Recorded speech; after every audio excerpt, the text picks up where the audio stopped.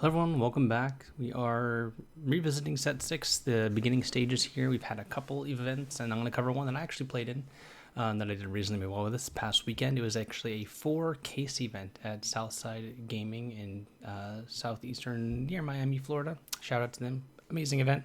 Lovely staff. Love the place. A lot of competitive players and really good turnout. We had 71 players. So it was a 7-round best of 3 event and top 8 paid out there. Ton of fun, but that being said, this was the deck that I took to the event. You may recognize it. It was one of the initial kind of brews or ways to approach Amber Steel that I spoke about early on in deck building. It was one of the first decks I built because I wanted to explore different ways to build Amber Steel other than being locked into playing Ariel, Whole New World, and along came Zeus and Naveen. I wanted to see if I can punish some of the slower decks in the format with small characters, which traditionally has not been always the best way to go about that kind of thing. Usually incidental lore gain or cards like Merlin Goat have always been really good ways to get through the ending of Ruby Sapphire. But this deck did really well. I was the only undefeated player after 6 rounds, so 6-0 in the tournament. If those are counting of how it would have been if it was a 2-game format, I only won 2 die rolls in the tournament, and I 2-0'd 3 times, and I went 2-1 3 times. So it would have been, if this is a best of 2 event, essentially 3-0-3. So no losses, but 3 2-0s and 2 splits is how it would have ended up. Most likely.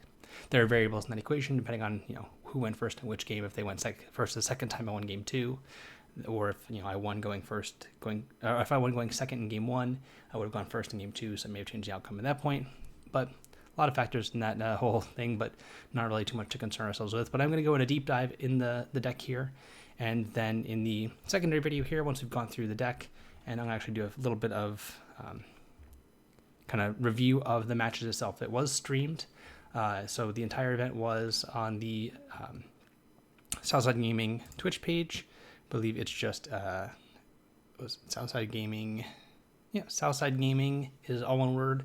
954 is their Twitch channel, so if you want to go check them out, I'm sure they're going to have events in the future. This one went really well. Loved the commentary.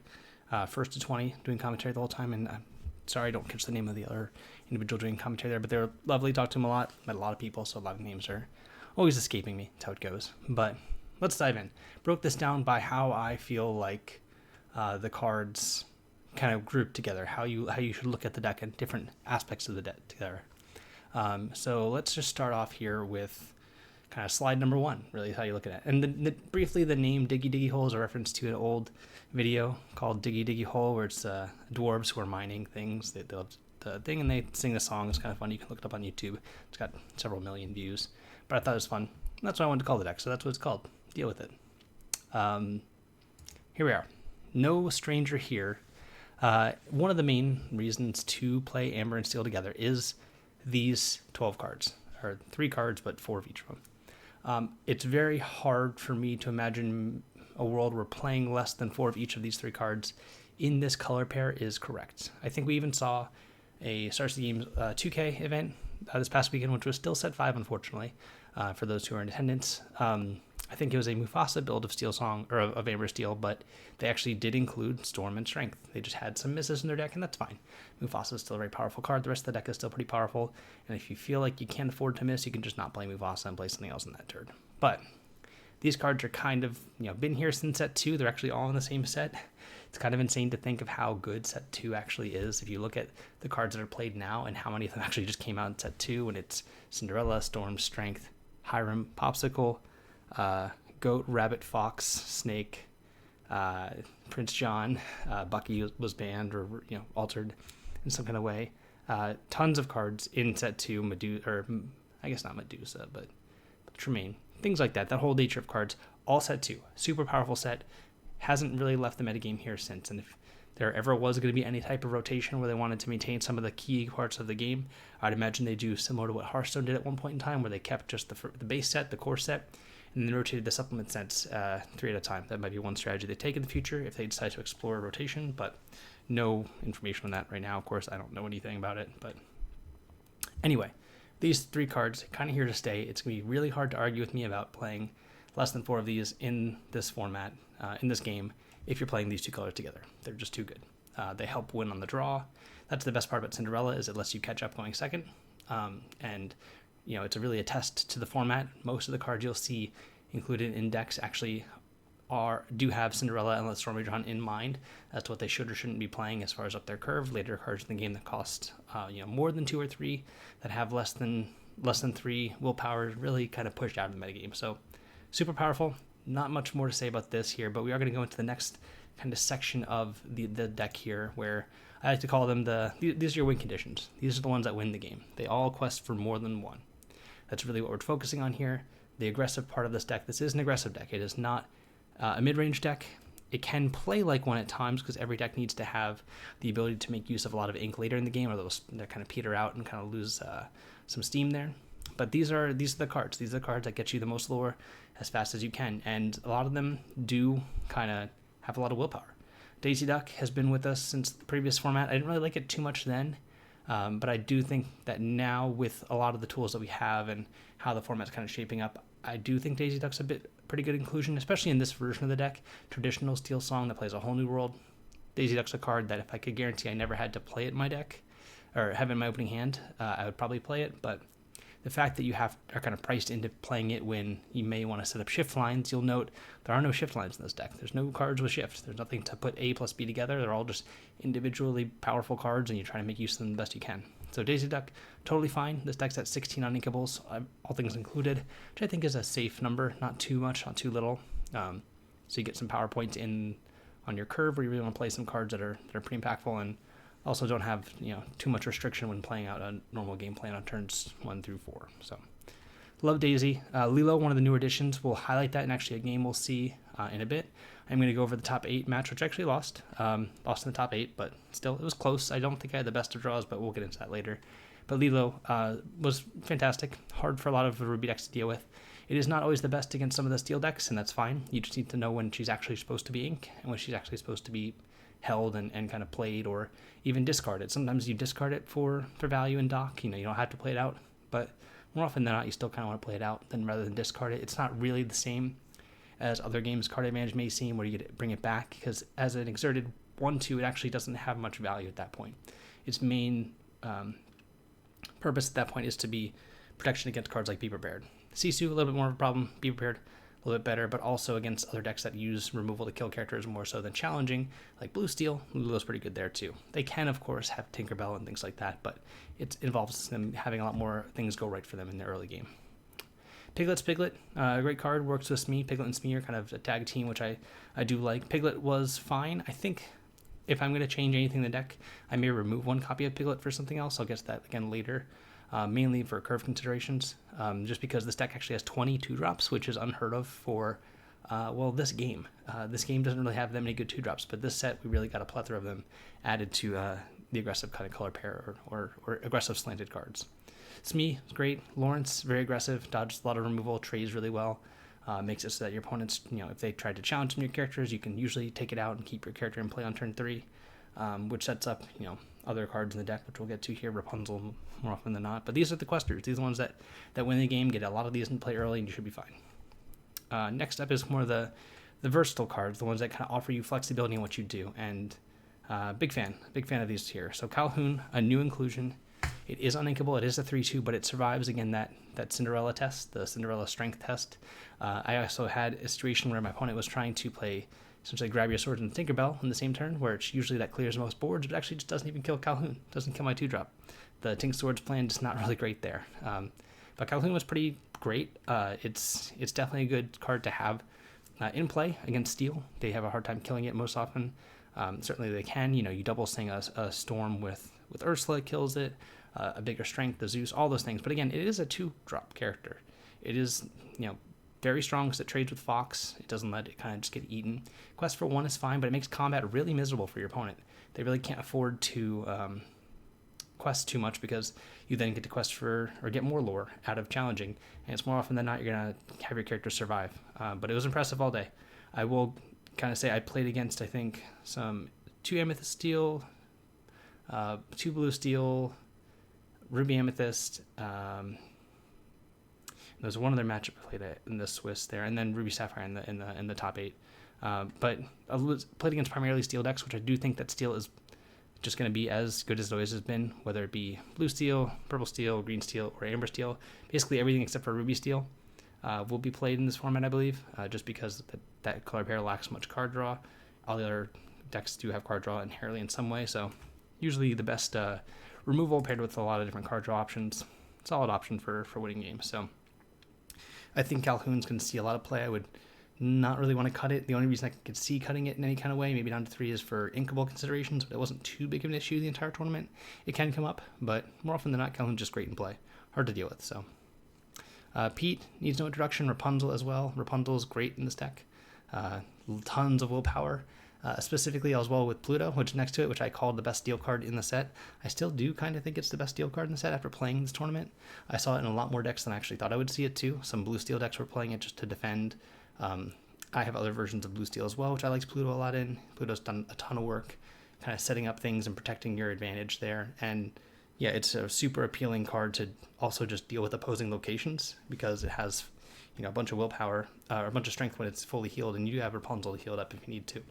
But being able to deal with locations, being able to protect your lead, I had people had to trade their Mauis into it because they had nothing else to do, and that just feels fantastic whenever your turn 4 play gets to counter their Maui play. Great setup. Of course, it can be vulnerable, but more often than not, what I've seen actually happen is that people have had to throw away characters into it to stop it from then challenging locations, or to take out a different character, which then sets up a Rapunzel pretty nicely because they can't fully kill it. But yeah. Last up here, and kind of where the deck gets its namesay, of course, is the dwarf package. Happy and Doc. Happy, fine answer to Diablo. Doc is just a great part of the card draw engine. You have with this deck Storm that draws cards, Doc that draws cards, and Rapunzel. That's where you kind of get all your advantage from. Dwarven Mine was, in testing so far, one of the best cards I've played with. It is a threat that your opponent has to challenge into if they want to, making Calhoun, Lawrence, which gets healed, and Rapunzel, of course, better. Pluto is better too because it can take out tons of things. Dwarven Mine, just being able to have repeatable removal, and these are the characters that let it deal 2 damage versus 1. Even dealing 1 damage is very relevant sometimes if you look at, in theory, playing a mirror match. When you get to move a character and then kind of just ping a Pluto to then be able to challenge it efficiently, it's pretty great. If you're facing against Oswalds or Chichas, they just get gunned down by the Dwarven Mine 1 a turn. So it's a really powerful card. I think has been underplayed so far, mainly because most of the versions of this deck have been much bigger, much more pent on playing large boards, developing shift lines very quickly. So again, moving away from that, I'm not saying it's wrong to do those things. It may be still correct, especially maybe in the face of this deck. It may be correct to do those kinds of things. We'll see. But it is just another option. I think it's a relatively underexplored. And I did use this tournament primarily to test things out. I'm not saying this is the best deck. I'm not saying this deck can't be improved upon. I'm just saying this is what I played and what I thought was good. Happy, of course, again, enter to Diablo, extra Dwarven Mine. In addition to the 1 Piglet I may remove 1 Happy for multiple reasons. One, I think 11 1-drops is enough. I think that Daisy and Cinderella are more important. But also, it is 7 Dwarves Mine. As you can clearly see, I have 8 Dwarves here, which is not acceptable. Probably why I lost. I had 8 Dwarves in my deck. Shouldn't happen. So we got to make sure we have exactly 7 Dwarves for the Dwarven Mine. I probably got a little crowd in there. But that is the deck. I do think that it has a lot of potential. I do expect to see, I saw, I think, a couple of people in some of the decks that got reported by Ink Decks were playing the same list, because I posted this earlier, and I also had it up on the Patreon prior to the event itself I played in, so people could copy it from there. That's always the case. Any event I play in, or large event that's a DLC or higher, I'll post exactly what I would have played, typically 24 hours beforehand. This one I wasn't certain, and had to make sure I was actually going to post it before I could get that going. So, and there's some confliction with posting the deck lists publicly based off other things that are going on this week. Just a side note, this is probably what I'm going to be playing in the Pixelborn Connect Cross-Continental Challenge, or Cross-Continental League Challenge thing that we're doing. So we're keeping most of those decks a secret to have it be surprise for coverage, but this is when we be playing. We had to submit everything already, and I couldn't really help it. I wanted to play something fun. I want to see how this went. So yeah, I'm going to have a ton of fun with it going forward, but let me take a minute here to actually go through some of the game states. I'm not going to have the full kind of audio up from what the commentators are doing for the event, but I do have the coverage here. And let's start this through here. I debated making this 2 videos, but one longer one seems fine. So let's get right into it. I'm playing against Ruby Sapphire. I don't know the exact list, but I do recall seeing during the Swiss rounds and walking around with them that they do have at least one copy of Queen of Hearts, which is always a concern when leading on Cinderella. It's kind of just necessary for this deck to keep a lot of different ones. You want to make sure you get to that point in the game and actually have the questing get going. So I am going to take the risk in pretty much all these games that they don't have Queen of Hearts, and usually with a Calhoun, that's not too bad of a follow-up because you're able to then challenge back since your Calhoun actually survives the Queen of Hearts and kind of go from there. So as you can see, Smee for Smee, no Calhoun there, but totally fine. The video there might be a little bit glitchy on that, but still. I mean, it was a fun tournament, I'll say. This game was one of many that were pretty interesting to kind of go through. Ruby Sapphire is a deck that, again, I think the matchup against it got dramatically better with this version of the deck other than the shift versions. Lilo also plays a huge role in it as well.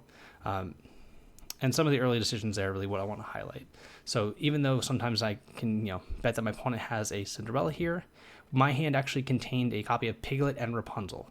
So what I was trying to set up here with this sequence is that even if they have the Queen of Hearts, I can then use Smee to challenge the Queen of Hearts back. Again, I don't know how many copies of them they have in their deck. And then Piglet will keep it alive, and there's nothing they can do on that turn specifically to then kill the Smee instead of playing potentially a second Queen of Hearts. And then if that doesn't happen, I get to then Rapunzel. So that's why I actually quested here into a potential Queen of Hearts. It also stymies their development if they have a Queen of Hearts, so they don't get to play any kind of ramp effects, which they want to do, and I need to get lore going. So that's what we saw here. I think you'll be able to see me. I think you can see a Lilo, a Lawrence, and I believe I have Rapunzel and Piglet in hand, and another Cinderella. So we're questing, of course, going up to 4, second Cinderella, and Lawrence. So my hand has Piglet, Lilo, Rapunzel, and I don't recall exactly what else, but I think I just have 3 cards. I try and do a pretty good job of keeping my a die on top of my hand to, as you can see there, 3, yep. To make sure that when my opponent's turn is going on, I don't have to ask questions, or they don't have to ask questions how many cards in my hand. And it's always good just for commentary. If they can see how many cards in my hand, they know. And it's my hand. Okay, it looks like it's, Piglet, Lilo, and Rapunzel, exactly that. So, again, here, I just was making sure that the previous turn, if they did have a Queen of Hearts, I could still have the Smee stick around and quest with it the following turn, and take out the Queen of Hearts, keep it around, and then heal the following turn. But this is kind of exactly what I want to be doing. I played a 1, a 2, and a 3. I think in this situation, and in this matchup specifically, I would have preferred to have a Daisy Duck, of course. But Daisy into Smee into Lawrence, ideal curve. Not really much I can complain about here, and not really much that, especially going first. I was the first seed again, the only 6-0 after 6 rounds. And I intentionally drew with actually the person who ended up winning the event, the Amethyst Steel deck, which was an interesting deck list. They said there's a couple card availability things that they made some adjustments for. I think they played 1 rabbit and 3 genies, where they really would have had 4 genies. And they were trying stuff out as well. But yeah, here we're just questing away, and I think I drew another Cinderella to ink. Yep. And I played my 2/2 drops. So again, in the situation where I had something survive and can play Rapunzel, I could do that, but also I could just deploy 5 lore into play. They only have 4 ink because they had to, brawl here. So really good position on my side. These games were really close. They kind of displayed a lot of different aspects of it. I do believe after this game, they kind of expressed some disdain for their draws here, because they have the small Sisu here, and I believe that they have actually a 5th ink, and they have a large Sisu in hand. I couldn't deal with the large Sisu. But they actually, I think, ended up drawing an uninkable card to not be able to shift. So whenever building Ruby Sapphire, I always, again, really want to make sure that my uninkable count is reasonable because of exactly the situation. There may have been a case here where if I was a little bit more, or if I wasn't able to kind of quest as efficiently as I did here with the next few turns, again, they've had the brawl into Sisu. I go up to 12 lore here, and I'm just playing out a Calhoun. It's a card that, if they have a Sisu, is bad for me. But it's still fine, if they do, because they can shrink it with the ice block and kill everything but the Lawrence. But then to kill the Lawrence, they have to challenge the Sisu. If I don't play something like that, or if I don't keep something in play, then they can shrink the Lawrence and then kill the Lilo and Cinderella, and then challenge the Lawrence and actually keep their Sisu alive, and then heal it back up. So Calhoun, not a bad draw here. But again, I think they just play how far I'll go, and then they might just die the next turn or so. And that's what goes on here. Let's see if I can jump ahead just a little bit. It's a little bit too far. I think they do take a little bit of time with some of these. Okay. So yeah, the Sisu quested. I took my turn after they just passed, and I just played a Pluto. I'm at 18 lower, and I have a Lilo in place. That's always very scary. That basically means they have to play Sisu immediately or be prepared here. And even if they be prepared, they still have to then basically play Sisu for the rest of the game or find a Maui. My hand is still the one Rapunzel I have. The Pluto is my draw step, so they're tanking a bit. And I think, yeah, they drew into a be prepared, so they still have a Sisu here. I have the Lilo back. I kind of just play that and then ink a card, because then my hand is still, I believe, just the Rapunzel. And I inked Pluto, just in case I drew another 2-drop to play out the following turn. But still, Lilo is threatening again, even after be prepared. This is why it's great. You know, normally I'd have to commit my last card or just not have anything in play, but I'm still threatening lethal. They still have to answer, and I didn't have to do anything here. And this ends up working out. There's the Sisu they had again. They could have shifted if they had the ink, but they didn't initially. So on my turn, I'm going to draw, or before I draw, bring Lilo back. You do have to make that decision beforehand, which I really don't like that much, mainly because having to do that means that I'm putting 2 lethal threats here. It just creates a lot of decisions where you really shouldn't have to make too many decisions. A lot of cards in this game are pretty forgiving in how they let you make your choices. But this one is, for some reason, not. If it was an end of turn clause, it might be a bit more unique. At the end of turn, return it versus the beginning of the turn. I'm sure there may be some issues with that power level wise, just how you can commit your ink. Using it on the one turn versus the next turn might be one of the power level concerns with having it be done the inversely. But I believe that they're, how we call in the business, cooked here. Yeah, they challenge, and they played a let it go on one of the characters, and I just played another thing and said go. 2 lore into 2 lore. Hope they just run out of answers for my things, and that's kind of where I'm at with this turn in this game. And they did not have an answer for the Rapunzel, so that's kind of how the first game went. As you can see, my game plan was pretty well executed. Lilo was the biggest thing that kind of helped me keep on keeping on. They had to let it go of the Rapunzel there instead of the Lilo because they couldn't challenge the Rapunzel with the Sisu. So fine plays by them. And let's jump ahead here. I'm going to see if I can grasp my opening hand here. It looks like a Storm, Cindy. I can't make out of the cards. Unfortunate. But a reasonable hand. I don't recall mulliganing very much. I'm pretty liberal with my mulligans as far as keeping cards. I want to make sure that most of my cards do the same thing. And I want to make sure I don't draw extra copies of Doc if I can help it. So I just mulligan, I think it's a second copy of Calhoun when I have a 2-drop already.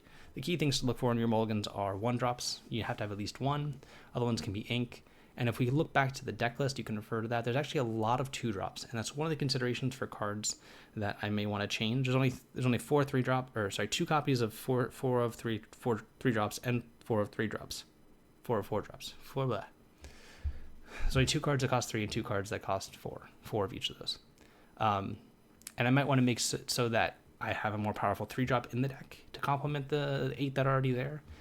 You do pretty much always want a Lawrence on turn 3 if you can, or if you can 2-spell, meaning you can play a 2-drop and a 1-drop on turn 3. That's good too, but you may run out of cards if you don't have a Doc to refill. So having some flexibility by, again, removing maybe one of the 2-drops in probably Piglet. It is a very good card, but I think I'd rather have the Lilos most of the time. And a Happy because, 7 dwarves, not 8. Can't have 8 dwarves. So Inca Strength, play a Cindy here again. And again, I am cognizant of the fact that they could have a card like Queen of Hearts, but I do think that it's worth noting that I don't know how many of them in their deck. And I also don't know if I should really play around that kind of thing. They played a turn 2 Visions of the Future here, a pretty weak turn. Obviously, it's not as good as just playing any of the ramp spells or anything like that. I'd be a little afraid of a Fishbone Quill here, but yeah.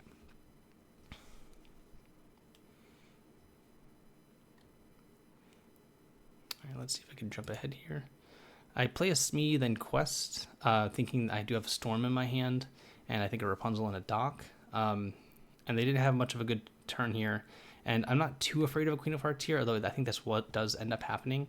It's a little unfortunate for me, just because I would have liked to be able to sing a Storm on the Smee here, since I can't really do too much with my turn. I think I run into the issue of having a little too many uninkables in my hand, and not being able to cycle a Storm on even my own character proves to be pretty problematic. Both of the games 2 and 3, I think, are decided by this Queen of Hearts, and ultimately why I end up losing. It turns out they're only running one copy.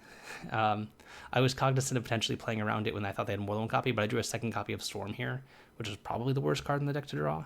I believe this happens again in the same exact situation on Game 3, where I think it may have been incorrect in Game 3 versus this game. I think it was fine to quest into it. But yes, I don't have a Piglet to keep alive my Smee, which is unfortunate, so I don't really want to... let's see if I can do this here. I don't really want to... Nope, that's a bad time to stop. I can't see the hand. I don't really want to quest. I don't really want to develop nothing. I don't have enough ink to get to the following turn, and I don't feel like they're going to quest into my Smee if I wait another turn because of a feel of Rapunzel. So I think I ultimately just storm their character. It's a little unfortunate, and again, probably the worst use of my turn I possibly could have had, but it's kind of what my hand forced me to do. It was very clunky with having 2 storms and nothing really to do on turn 3. Again, why I would like having a 3-drop there. Any 3-drop would have been fantastic. Pete would have been fine because of how far I'll go in their deck. Lawrence is just the best option to play there, and I would have not quested with the Smee if that's the case. And you can see how far I'll go here being one of the defining cards here. I believe this turn takes a minute to decide. Eventually my turn comes back, I ink something and then play Rapunzel healing for 1, dealing 1 damage on that, which I'm quickly reminded of dealing 1 damage to, which I of course is going to get to, just organizing my cards. People are so quick to don't forget this Smee, don't forget this Smee, because they have nothing to do on their turn, or on my turn, so that's the only thing they remember to make sure I do. But this game, I think I have lined up essentially 5 ink worth of plays this turn here. It does get really close, and I think that one of the things that's important for me to have probably done this game, although I was happy they didn't do anything else on turn 3 when they played the Queen. Like, they didn't play a Quill, they didn't play an acceleration piece, any kind of, sails. The one turn, essentially, that took away my 3rd turn was almost too much for me to come back from, and that may have been a mistake. However, again, it's odd, though. I played this game not knowing the amount of Queen of Hearts they had in their deck. If I had specifically known they only have 1, which is actually what happened, I would have made the same plays I did and walked into the Queen of Hearts all the time. I can't afford to play around one-ofs. I was playing in a game where I thought they might have 2 and just trying to see if I could steal the right ink turns from them, meaning force them to do something that I want them to do or are okay with them, but I also didn't play the odds in a way where I thought it was detrimental enough, where it turned out to be specifically because I drew another uninkable card. So it was really awkward in that sense. If I didn't draw the Storm, I think even my situation there where I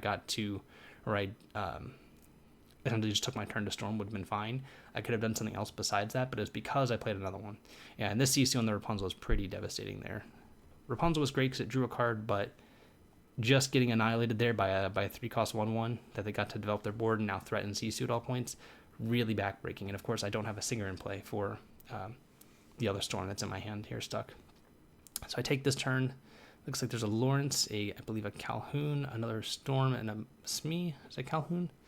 A Rapunzel. I have 6 cards, a lot of options. This deck, despite not having a whole new world, has a ton of options at most points in time.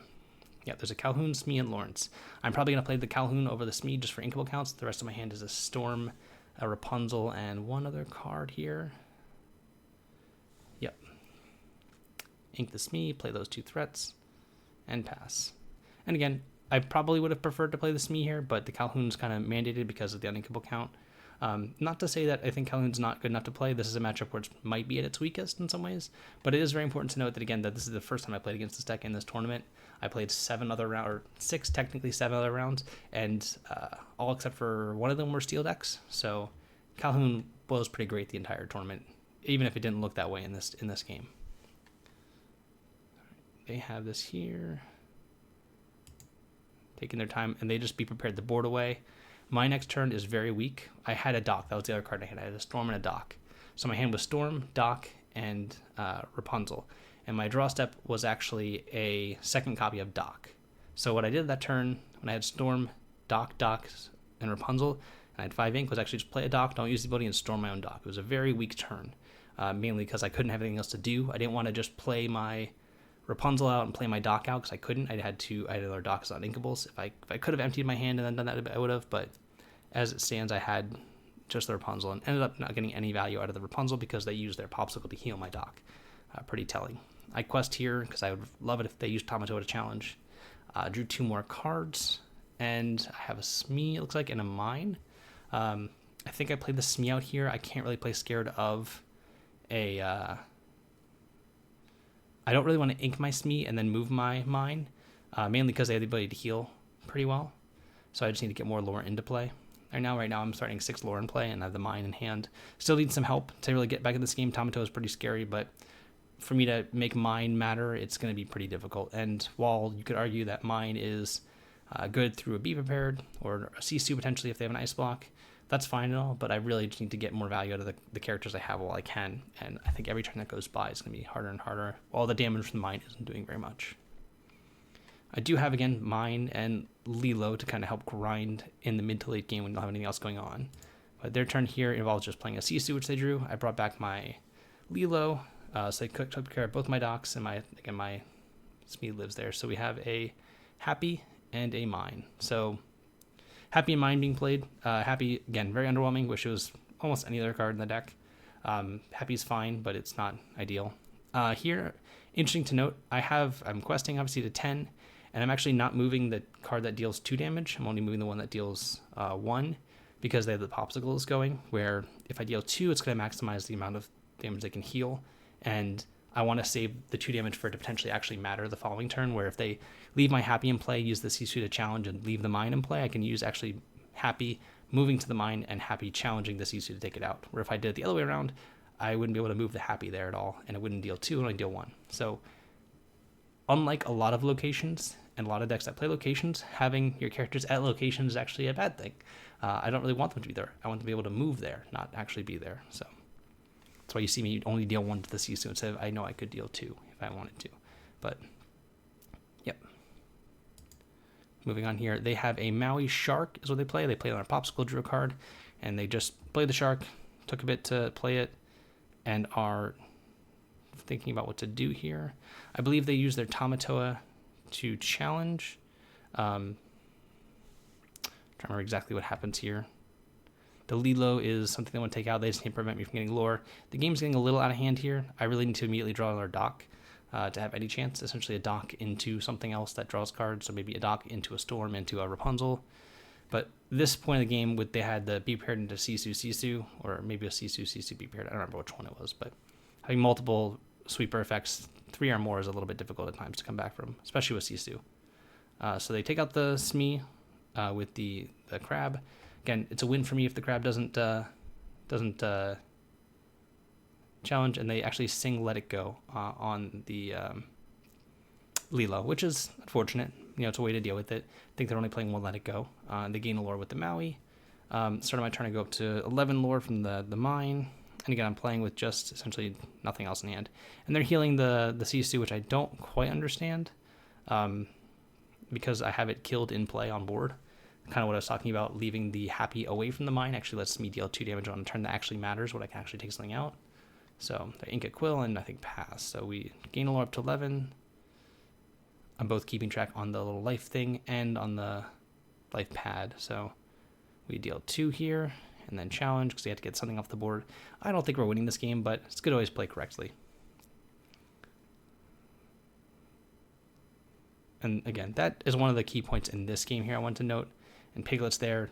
Again, Piglet maybe can threaten something, but ultimately this game just goes another turn or so, and then they're able to deal with pretty much everything else going on here.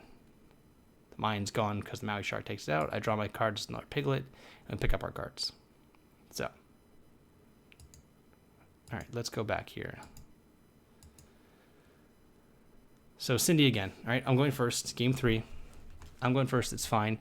My hand, I think, has a Storm, the Inca Brawl. I have a Calhoun, a Smee, and a Rapunzel, I believe, or Cindy to ink. There's a Lilo. Yeah, and so my hand is, let me think here. Looks like Cinderella, Calhoun, Lilo. And what I'm really deciding here on this specific turn, I think I said it out loud, is defining the entire game, which is why it took a minute for me, is going on to quest again. And my hand having the backup Cinderella and a Lilo to play on turn 3, potentially both of those cards, is kind of why I take my time here to figure out what I want to do. I have Lilo, Storm, Doc, Cindy, Calhoun. I think it's a Smee. I think the Smee is what I end up inking here. So make sure. And my thought process is I need any inkable card off the top of my deck that even if they queen here, I can then play a Lilo and a Cinderella turn after and then be fine because I can then Storm with the Cinderella on the Queen of Hearts or play Calhoun and challenge it depending on what happens. If they have another Sisu, that's unfortunate. And then I get this Doc going later here. So that's what I'm debating on. I'm actually trying to fan my hand out so that the coverage can see it so they know why it's taking so long because it is pretty complicated. I don't know if it's a second Doc in my hand, but I know the other card I believe is uninkable. So it's going to be inking a Smee and playing the Calhoun. I do end up questing here. Again, I don't know the exact count of queens in their deck. So they only kept one card on the mulligan, important to note.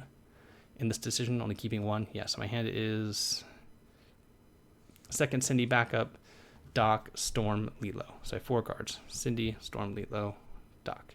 4, yeah. And unfortunately for me here, they have the one of Queen of Hearts again. And again, I think in hindsight, I just need to draw better. I have essentially in my hand 2 uninkables, 1 in hand, so I have 13 uninkables left in 52 cards, and the math tells me I'm roughly 70% to hit an inkable, or actually higher than that. No, 70% is about right. So I'm taking those odds on drawing any inkable card here.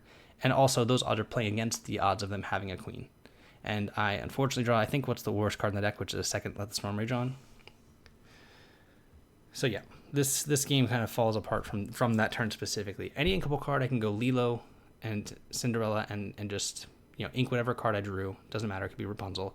Challenge with Calhoun on the queen, and then the following turn I have a Storm to play anything they may play, or kill anything they may play, then have Doc to refuel after. It could have also been any 3-cost card in the deck, so then I can leave up the ability to sing Storm as well to get rid of it. Ink the Cinderella at that point, play my 3-cost card, whether Pete or Lawrence, and then the following turn I can go, if I draw an inkable, play Lilo, play Doc, and my hand is empty. But yeah, that turn is what cost the entire game. That sequence there, again, just the Queen of Hearts, which again they only had 1 of. So a little unfortunate to me that they had essentially Queen of Hearts in the opening hand, both games 2 and 3, but it is why it's in their deck, and they played well enough otherwise. So I'm trying to decide if it's possibly right for me to do any number of things. Just killing with Storm on the Queen seems pretty poor because it is just essentially doing nothing. Actually, I lose a lore in that exchange. Playing a Storm seems poor because, well, it just draws a card. Again, it's not doing anything I couldn't already do. I'm half tempted to not ink and just play the Cinderella or just the Lilo because I don't want to ink the Lilo that much. I'm thinking if I can ink the Lilo, play Doc and Cinderella, but I ultimately just play the Lilo out here. It is unfortunate, and this is, again, the turn I think the game is lost. It goes on quite a bit longer, but that's a really tough turn sequence for me to figure out what to do, and I really only get punished, I believe, by Storm. Any other card, whether it be uninkable, would have been a play if it was I guess Storm and maybe another Doc. But even if it was another Doc, at that point, I may have just inked the Lilo, played Cinderella and Doc, and my hand would have been Storm and Doc. So really, it's just the other Storm that punishes me. There's only 3 left in the deck. And every uninkable is fine. Every uninkable, if it's a Daisy, it's fine, because I can just play Daisy and Lilo. So really, again, I was just drawing to 3 cards that were poor in that exact situation. So even if it may have seemed like a mistake to quest into the Queen of Hearts, I think it was fine, assuming the 3 outer in my deck doesn't happen, which is ultimately what did happen, and I think why I lost. Because if I had one more character in play questing for a turn or 2, I believe I would have won at that point. Just how the game ultimately played out. It is kind of interesting here. There's a lot going back and forward. They, of course, had the Sisu as well. They inked another Brawl. So they have actually inked 2 Brawls. I believe they play another one. And I unfortunately have to sing this or just play the Storm again. Really poor into the Sisu. Of course, having the Lilo in play would not have changed that. Or sorry, the Cinderella in play, because they would have killed it with the Sisu. Or if they killed the Lilo, I then could have done that, of course. But yeah. Not developing much lore in the early turns of the game really punished me pretty substantially. They have Ice Block and Great Stone Dragon, which I didn't expect to see. It is slow to develop, so it's not too bad. I'm debating in early turns whether to use Lilo or not. My hand is Lilo and Doc. Here, I'm just going to play Lilo Doc and not use the Lilo from my hand. There was a brief moment where I wanted to maybe debate bringing Lilo back and just playing another Lilo and then waiting on the Doc for a following turn. But I decided ultimately just to do this, and that may have been incorrect. I'm not certain. It's just I wanted to get a lot of things to play. And them only having 4 ink means I don't want to put too much to play, but the Ice Block really throws off that math too, because if I did bring Lilo back, played a Lilo, and they challenged the Calhoun to take care of it, I could then storm the Maui if they didn't have the Ice Block, because they would heal it up to finish it off. But the fact that I would not be able to beat through a Maui was one of the main reasons I didn't do that. But ultimately, again, this game goes on quite a bit. I don't want to go over the little nitty-gritty decisions there. It comes down to big boards like these happening, a bunch of Lilos coming back. I actually ended up drawing a 3rd Lilo, and the game is ultimately won by them. I think there's a Sisu which happened. There's 3 Lilos now. I'm at 12. I think I actually get a turn here. One of these turns where I go up to 16, play a bunch of other things, and then they play a Visions, I think, on this turn, and then find another Sisu, which ultimately wins the game. But yeah, the second Sisu is really was the issue here. I think they're playing 3, maybe 4. I think they're playing 3 Sisu, 2 Be Prepared. So yeah, a little unfortunate. They had another one off the Visions here. But is what it is. But again, I wouldn't be too concerned with this match. You see, our Sisu happens, a brawl happens, killing this, kills everything. But yeah, that was the game. I appreciate you guys hanging out with me and kind of going through some of the decisions there. It is a complicated deck, even though it's pretty straightforward and aggressive. Playing out your turns and sequences and knowing what you can draw to is a huge part of it. I really enjoyed playing the deck. It was a lot of fun. I will say I finished all my games, except for that last one, of course, the top 8 match, in probably 25 minutes in best of 3, which is pretty great, even the ones that were 3 games. Quick games. I think that the deck plays out very smoothly, except in those specific games where I didn't need to, as long as I didn't draw, double Storm against the matchup where I don't want to draw Storm, then sure. But yeah, it was a great deck. Again, the only cards I would consider cutting are 1, I'm definitely cutting a Happy for the theme. I only think you only need 3 anyway. And maybe 1 Piglet because of the glut of 2-cost cards in the deck. I really want to maybe put another 3-cost card in the deck. Maybe a John Silver, the one that makes something can't attack. Maybe a Julieta, maybe I don't know, a bunch of things. But kind of working through it, going to see how it plays out. And it was a ton of fun to play. I'd recommend trying it yourself. If you've not played any kind of Amber Steel variant before, it's a great deck to kind of be aggressive, but also have a lot of staying power. Lilo is fantastic. Does kind of exactly what you need it to do. And Dwarf Mine's been a lot of fun just to make sure that I can take care of all the Diablos if I want to, if I have Happy and Doc, or even just being in play and be able to ping off some of the annoying characters like Oswald and Chicha against some of the Sapphire decks too. And finishing things off. Sometimes you want to deal damage with the Storm and then just finish their 3 health character off with the Dwarf Mine. So it helps the deck really kind of function, offers another angle of attack, and yeah, a lot of things to dig in here, but I'd recommend giving it a try. Thanks for hanging out, everyone. I'll be back this week. I'm going to be playing against Frank Karsten on Wednesday at, I believe, 10 a.m. Eastern on, I believe, Wonderland stream for the North American versus EU Pixel War and Connect event. So it should be a ton of fun playing this deck there. Frank's playing his own brew of his sorts there. So we'll see how it goes, and good luck. Happy battling. Until next time.